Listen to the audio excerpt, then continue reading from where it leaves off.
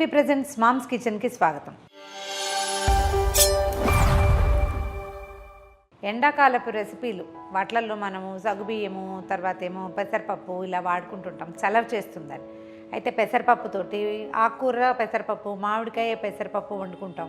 తర్వాత రకరకాల ఆకుకూరలు, మునగాకని, తర్వాత మన పొన్నగంటి కూరని ఇట్లా పెసరపప్పుతో డ్రైగా చేసుకుంటాం. అయితే పెసరపప్పుతోటి రసం కానీ, చారు కానీ, పప్పు పులుసు కానీ చేస్తే చాలా బాగుంటుంది. ఎండాకాలం తినడానికి చాలా హాయిగా ఉంటుంది. అయితే ఈ టమాటాలు వేసి, చింతపండు వేసి కాకుండా జస్ట్ మన పెసరపప్పుని చక్కగా మెత్తగా మృదువుగా ఉడికేలాగా పల్చగా ఉడికించుకోవటం. దాంట్లో కొంచెం నిమ్మరసము, ఉప్పు, ఒక చిన్న తాలింపుతోటి అది అన్నంలో పోసుకోవడానికి బాగుంటుంది. ఒట్టిగా సూప్లాగా కూడా తీసుకోవచ్చు. సాయంకాలం పూట తీసుకోవడానికి సూపులు తీసుకుంటాం కదా, అట్లా పెసరపప్పును కూడా సూప్లాగా తీసుకోవచ్చు. సూప్ కాదండి అన్నంలో పోసుకుంటాము అంటే కనుక హాయిగా ఉంటుంది. కమ్మటి పెసరపప్పుని చిన్న పులుపు వచ్చేలాగా చేసుకోవడం, ట్యాంగీ టేస్ట్ వస్తుంది. ఎంత హెల్దీయో, ఎండాకాలం తినడానికి హాయిగా ఉంటుంది. ట్రై చేసి చూద్దాం. ఇవాళ చూపిస్తాను మీకు. స్టవ్ వెలిగించడము, పెసరపప్పుని ఒక గంట ముందే నానబెట్టాము. నానిన పెసరపప్పు చాలా తొందరగా ఉడికిపోతుంది. మరి కాసిన నీళ్ళు పోసి స్టవ్ మీద పెట్టేద్దాం. కుక్కర్లో పెట్టక్కర్లేదు. కందిపప్పులాగా గట్టి పప్పు కాదు, పెసరపప్పు మృదువుగా ఉడికిపోతుంది. దీంతో ఆకుకూర చేసుకోవచ్చు, మామిడికాయ పెసరపప్పు చేసుకోవచ్చు. ఒకవేళ మీరు ఎవరైనా అలాంటివి చూపించండి అంటే నెక్స్ట్ టైం అది కూడా చూపిస్తాను. ఇది నా ఫేవరెట్ రెసిపీ అనమాట. అంటే దాల్ ఫ్రై లాగా చేసుకోవచ్చు. దీంట్లోనే ఉల్లిపాయలు అవి ఇవి వేసి. ఇప్పుడు ఏం వేయం మనం, జస్ట్ చిన్న తాలింపు వేస్తాం. తాలింపులోనే మంచి వాసన వచ్చే ఇంగ్రీడియంట్స్ వేసుకుంటాం అన్నమాట. ఒక 5-10 నిమిషాలు, కనీసం ఒక 10-12 నిమిషాలు ఉడికిస్తే ఇది పల్చగా మెత్తగా మనకు కావాల్సిన కన్సిస్టెన్సీలో ఉడికిపోతుంది. 2 పొంగులు రానిచ్చి సిమ్లో పెట్టేస్తే నిదానంగా ఉడికిపోతుంది. పప్పు బాగా మెత్తగా ఉడికాకే మనం ఉప్పు అవి యాడ్ చేసుకోవాలి. మనకు కావాల్సిన కన్సిస్టెన్సీలో ఉడికిపోయింది. కొద్దిగా బద్దలు ఉన్నాయేమో చూద్దాము. దాదాపుగా మృదువుగా అయిపోయింది. ఒక 2 నిమిషాలు పక్క స్టవ్ మీద పెట్టేసి దీన్ని చిన్న తాలింపు వేసేద్దాము. ఆ చిన్న బద్ద కూడా లేకుండా ఉంటే బాగుంటుందన్నమాట. అది ఉడికే లోపల తిరగమాత పెట్టేసేద్దాం. దీని తాలింపుకి ఏంటంటే పెసరపప్పు నెయ్యి కాంబినేషన్ చాలా బాగుంటుందండి.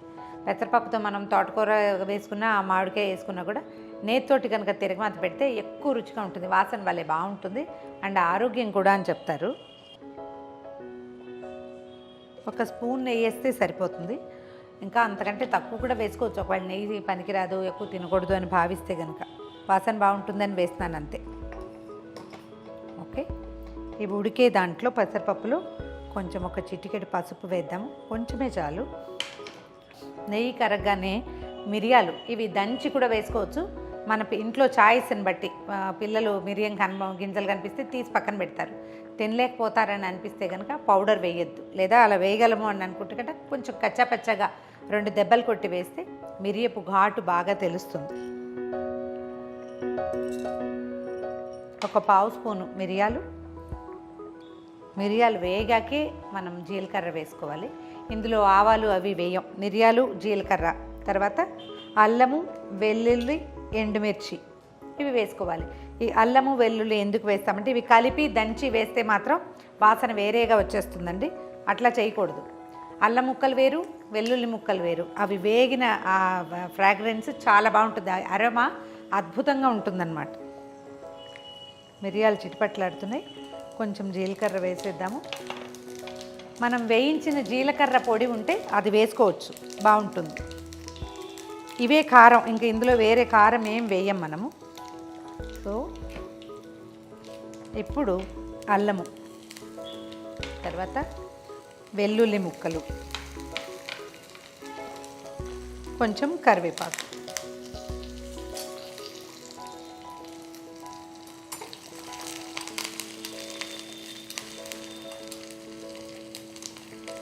పోపు వేగిపోయింది.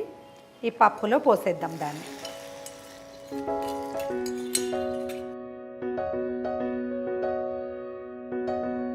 దీంట్లో రుచికి సరిపడా ఉప్పు వేసుకోవాలి.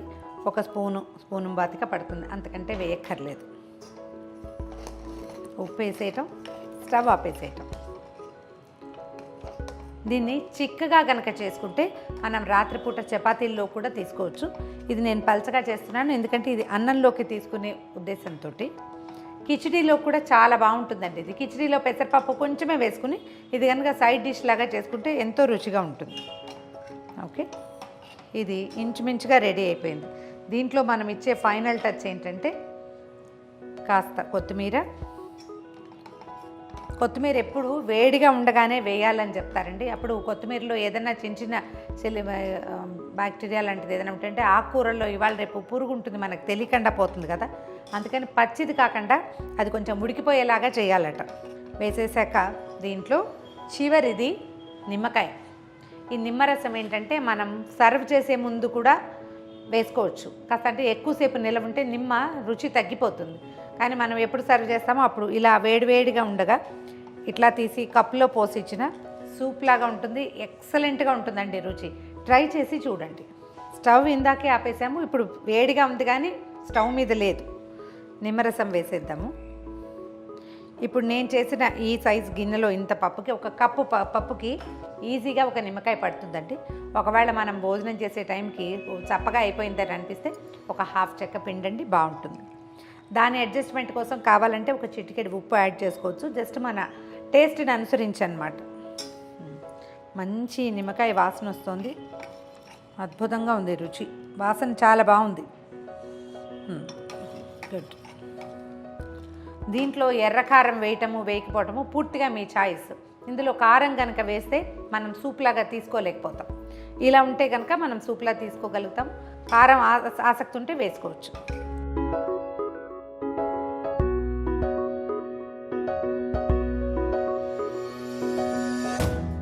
ఇదిగోండి మన కమ్మని మంచి వాసన వస్తున్నటువంటి పెసరపప్పు రసం తయారైపోయింది.